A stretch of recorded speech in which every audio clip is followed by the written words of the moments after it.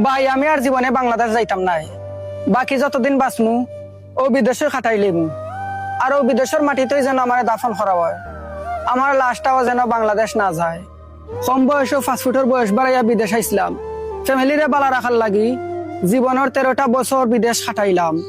বিশ্বাস করেন ভাই, মাস শেষে যা রুজি করছি তাও দেশে ফাটাইছি। আজ পর্যন্ত একটা অ্যাকাউন্টও আমার নাই। 13 বছর বিদেশ কষ্ট কইরা কামাই করছি ভাই। এখন দেশ ইয়া বিয়া শাদি করতাম চাইছি। এখন আমার আব্বা আম্মা একটা কইন যে এখন দেশ হওয়া যাইতো নাই, বাজারও 3 তলা মার্কেট তুলছি, এখন টাকা পয়সার দরকার আছে, এখন টাকা পয়সা রুজি কর, মার্কেট আগে শেষ কর, এরপরে দেশ ইয়া বিয়া শাদি করবে নে।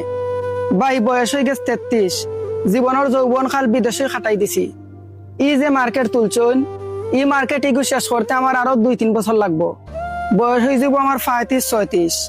তখন সময় আইয়া বিয়া কইরা কিতা করতাম ভাই, আর দেশ গিয়াও কিতা করতাম।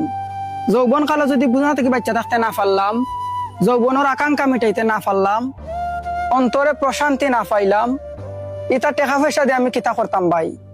ও তার লাগে আমি সিদ্ধান্ত নিছি, আমি বাকি যতদিন বাঁচমু সৌদির মাটিতে খাটাই দিমু। আমি আর কোনোদিন বাংলাদেশ যাইতাম না। বাংলাদেশের মাটি আইস থেকে আমার লাগে হারাম হয়ে গেছে। তবে প্রতি মাসেও মা বাবার ব্যাংকত টাকা ফাটাইমু। যেহেতু আমার থাকি তারার গেছে টাকা পয়সা বড় হয়ে গেছে, তারা আমারে মানুষ মনে করেন না, টেকার মেশিন মনে করেন। ও তার লাগি প্রতি মাসও তারা ব্যাংকত টাকা টিকই ফাটাইমু। তারা আমারে আর পাইতো নাই। আমি আর বাংলাদেশ কোনোদিন যাইতাম না। এতক্ষণ যে কাহিনীটা আপনারা শুনছেন, এই কাহিনীটা আমরা সৌদি প্রবাসী সুয়েল ভাইয়া ইনবক্সে ফাটাইছেন।